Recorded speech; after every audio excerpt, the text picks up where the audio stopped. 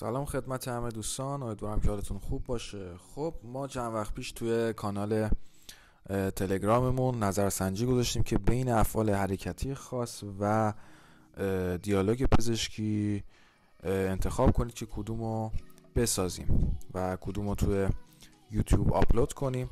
که افعال حرکتی رأی آورد و ما هم این ویدیو رو ساختیم. خب همونطور که میدونید یا نمیدونید، تو ماهای قبل ما 2 تا ویدیو راجع به فعل حرکتی ساخته بودیم که بیسیک کارو گفته بودیم و اگه اون ویدیو رو ندیدید لطفاً برید اول اونا رو ببینید و بعد وارد این ویدیو بشید. لطفاً لایک و سابسکرایب و کامنت هم یادتون نره. بهتون گفته بودم که اگه کانال حمایتو که خوب هست، لطف که دارین، ولی اگه به اون حد نصاب نرسه ما نمیتونیم زود به زود براتون ویدیو بذاریم.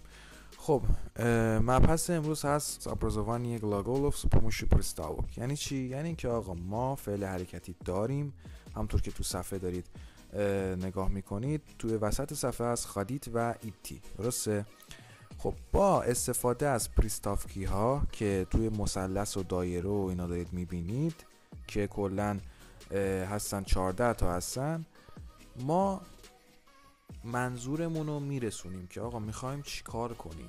ما میخوایم از فلانجا رد شیم، بعد از کدوم استفاده کنیم. میخوایم ترک کنیم یه جا رو، بعد از کدوم پریستافکی استفاده کنیم.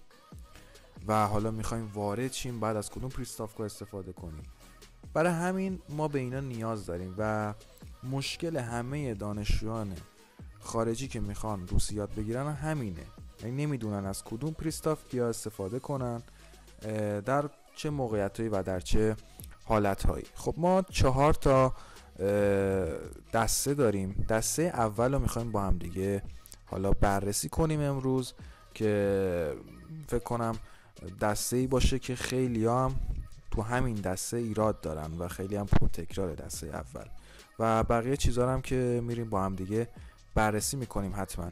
اما توی همینجا بهتون بگم که وسط صفحه از خادید و ایتی مثلا آقا یعنی چی این پریستافکیا. مثلا ما میخوایم از این استفاده کنیم، بیایم اینجا اوبو و اوب، درسته؟ اینجا می نویسیم اوب، میشه چی؟ میشه آب خادید. اینجا میشه چی؟ آبایتی. ببینید همینه دیگه، همین رو بردیم اینجا.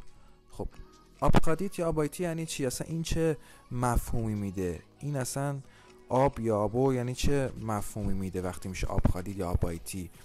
مفهومش اینه که دوستان، دارم مثال میگم و بررسی کامل چند دقیقه بعده توی دسته اولی که براتون آوردم.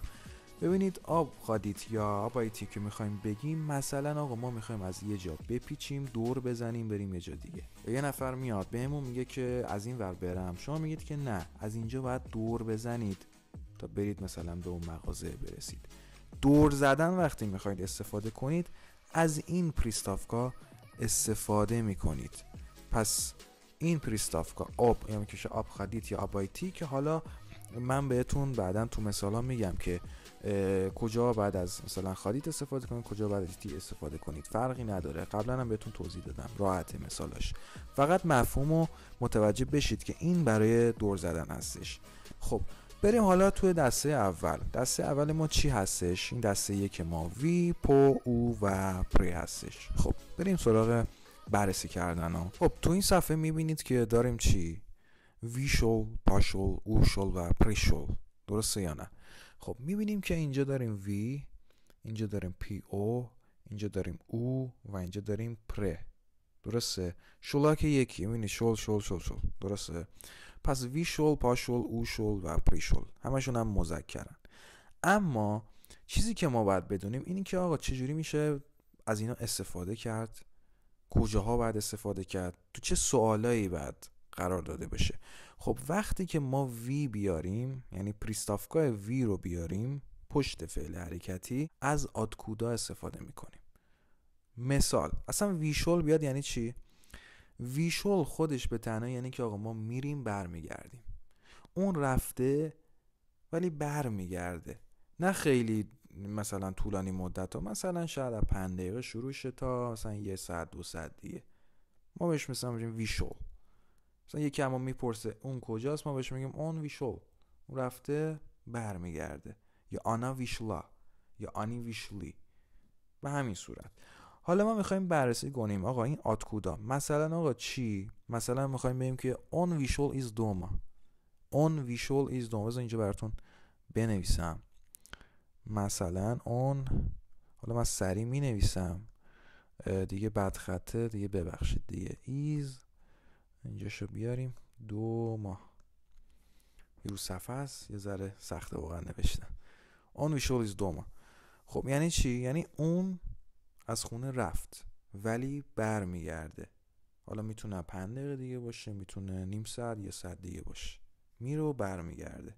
پس آتکودا داریم. سوالش با چی شروع میشه؟ آتکودا. بعد از آتکودا چی میاد دوستان؟ دیگه اینا رو خونده بودین دیگه، قبلا هم بهتون گفتم. بعد آتکودا ایز دیگه. مثلا از شما میپرسن آتکودا، وی آتکودا، یعنی که شما اهل کجایید؟ شما میگید ایز ایرانم، مثلا از ایرانم. درسته؟ اینجا هم همینه. ویشول سوالیش همینه، آتکودا هستش. اون ویشول ایز دوما، اون از خونه رفت میره برمیگرده، یا هر جای دیگه میره پس برمیگرده سری. پس این از این حل شد.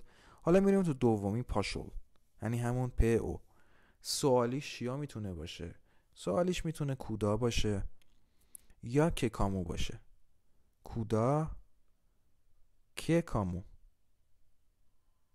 خب بریم حالا بررسی کنیم که مثال براتون بیارم.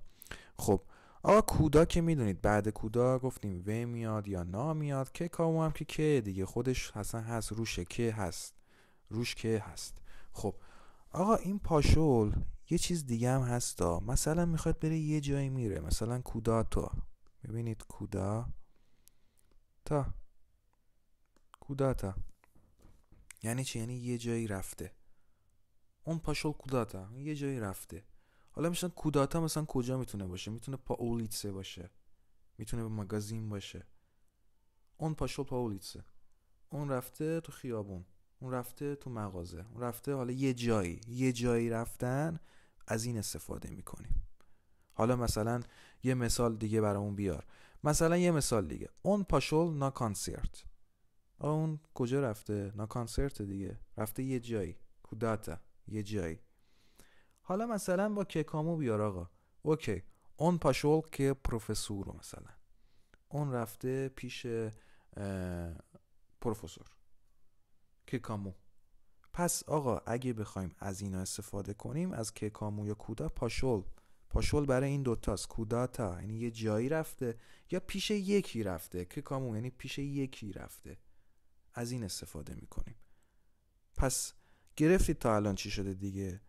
پریستافکیا معنیشون اینطوریه. حالا بریم سراغ سومی. آقا اوشول. اوشول از کجا استفاده میشه؟ ببینید اوشول آتکودا میاد، آتکاوو میاد، کودا میاد، کیکامو میاد. همه رو اصلا تقریبا دیگه همه چی استفاده میشه. اما آقا او اصلا یعنی چی؟ این اوه ما میخوایم بگیم که آقا یه چیزی رو ترک کردیم، رفته دیگه، معلوم نیست کی بیاد یا دیر میاد، از او استفاده میکنیم. مثلا شما یکی میاد پیشتون میگه استاد کو، شما بهش میگید که اون اوشول یا انا اوشلا. اون رفته دیگه، منتظر نمون، فردا میاد، نمیدونم که اون رفته، نمیاد امروز، تموم شده رفت. پس آقا وقتی میخوایم از او برعکس اولی که ویشول بود، ویشول میگفت آقا میره برمیگرده. اوشول دیگه رفته، ترک کرده، معلوم نیست کی بیاد، میتونه فردا بیاد، میتونه 2 روز دیگه بیاد، میتونه اصلا نیاد، خیلی دیر بیاد. مثلا از آتکودا بگیم. خب مثلا بروزیا و یه خاله ایز پتربورگا. اوکی، یعنی چی؟ یعنی دوستان، بروزیا که میدید دیگه، خیلی راحت دارم معنی میکنم و کاملا آموزشی. دوستان از پتربورگ که همون سن پترزبورگه رفتن یا ترک کردن. از پتربورگ، ایز پتربورگا او یه خالی. ببینید او یه خالی، او میاد یعنی ترک کردن، رفتن از پتربورگ. این از آتکوداش. حالا از آتکاوو. آنی او یه خالی اوت رادیتیلی. خیلی دارم آموزشی میگم. از کی رفتن؟ آتکاوو. از کی؟ از اوت رادیتیلی. رادیتیلی. اوکی، او یه خالی اوت رادیتیلی یعنی چی؟ از پیش خانوادهشون رفتن، خانوادهشون رو ترک کردن. خیلی راحت. و اما سومی که اگه بهتون بخوام بگم کودا هستش. کودا چیه؟ آنی اوی خالی و پتربورگ. میتونیم اینطوری هم بگیم آنی اوی خالی، که میدونید یعنی چی؟ و پتربورگ. آنی رفتند، آنها رفتند به پتربورگ، تو سن پترزبورگ رفتند، قرار گرفتند. خیلی راحت، یعنی یه جا رو ترک کردن رفتن به یه جا دیگه. پس الان متوجه شدید چی شد دیگه. آت کوداتکا و کودک کامو اینا اینطوری اوی خالی یعنی ترک کردن، رفتن، حالا پیش یکی، از کنار یکی، یه جای دیگه. و اما آخرین مطلبی که قراره با هم دیگه بررسی کنیم که از گروه اول بود، پره هستش. یعنی پرشول که بهش میگم پرشول، نمیگم پرشول، پرشوله، ولی حالا ما میگیم پره اینجا که متوجه بشیم که قراره چیکار کنیم. آقا وقتی میخوایم از پرشول استفاده کنیم، سوالی ها هست کودا یا چیرس. کودا یا چیرس. خب مثلا چی؟ میخوایم بگیم که آقا اون پرشول چیرس مثلا چی؟ چیرس مثلا بذار بنویسم اینجا هم مست. درسته؟ اون از یه جا رد شدن و مثلا میخوایم یکی از یه جا رد شدن و از این استفاده پره استفاده میکنیم. اون از پل رد شد. اون پریشول چرز مست. از یه جا رد شدن، از یه خیابون رد شدن. حالا میشه از پل بگیم، از زیرگذر میتونیم بگیم، یا مثلا از این خیابون رفتیم اون خیابون. رد شدن از یه جایی رو بهش میگیم، حالا از پریشول استفاده میکنیم. مثلا دیگه چی؟ مثلا می پریشلی چرز اولیتسو. میتونیم اینم بگیم می پریشلی چرز اولیتسو. ما از خیابون رد شدیم. میبینید دیگه، رد شدن از یه جایی. حالا فرقی نداره، از چرز میتونید استفاده کنید، کودا میتونید استفاده کنید. حالا از کودا میخوایم استفاده کنیم کاری نداره، بعدش یه و میاریم دیگه. برای کودا چی می آوردیم؟ جواب دادن به سوال کودا، و یا نه. حالا مثلا میتونیم بگیم می پریشلی و دروگای زال، به طور مثال. کاری نداره که. پس برای پریشل چرز یا کودا استفاده میکنیم، یعنی رد شدن از یه جایی. اوشول یعنی ترک کردن، رفتن، معلوم نیست کی بیاد کی بیام. پاشول همون کودا یک کامو، یه جایی رفتن، پیش کسی رفتن. ویشول هم که یعنی میره میاد دیگه، از یه جایی رفته حالا برمیگرده زود. خب این بود گروه اول دوستان. گروه اول رو با هم دیگه بررسی کردیم. میایم تو صفحه اولمون، میبینیم که گروه یک اینجا باشه. ما بررسی کردیم وی، پو، او و پره.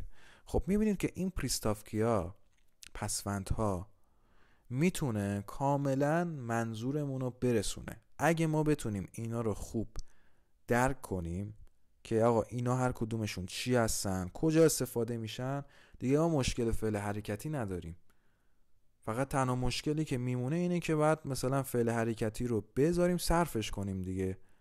مثلا فعل ایتی مثلا نمیشد ایدو، دیوش، ایدیوت، میدیوم، دیگه باید صرفش کنیم دیگه. ما اینا رو بدونیم دیگه کلن کارمون حله دیگه.